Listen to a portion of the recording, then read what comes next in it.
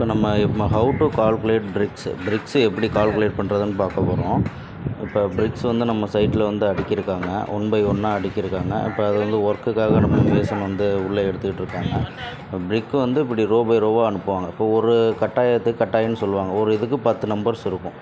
ஒரு கட்டாயத்துக்கு 10 நம்பர்ஸ் அதில் வந்து ரோ அடுக்கி வைப்பாங்க. அது வந்து ஹைட் வைஸ் பார்த்திங்கன்னா இப்போ வந்து 25 கல் நமக்கு 25 வே வந்து நமக்கு அனுப்பிச்சிருக்காங்க. ஒவ்வொரு இதுலேயுமே 10 கல், அப்போ டோட்டல் வந்து 25 கல் அனுப்பிச்சிருக்காங்க. அப்போது ஒரு ரோவுக்கு வந்து 250 கல் இருக்கும். நமக்கு 250 கல் ஒரு ரோவுக்கு பிடிக்கும். இப்படி தான் அடுக்குவாங்க. நம்ம இப்படி தான் அடுக்க சொல்லிக்கணும். இதில் வந்து 6 ரோ இருக்குது. அதே மாதிரி அடுக்க சொன்னோன்னா இப்போ ஹவு டு கால்குலேட், இப்போ 10 × 25 வந்து 2250 வருதுங்களா. அப்போ வந்து 250 6 ரோ இருக்குது, 3000 நம்பர்ஸ் இருக்குது. ஓகே.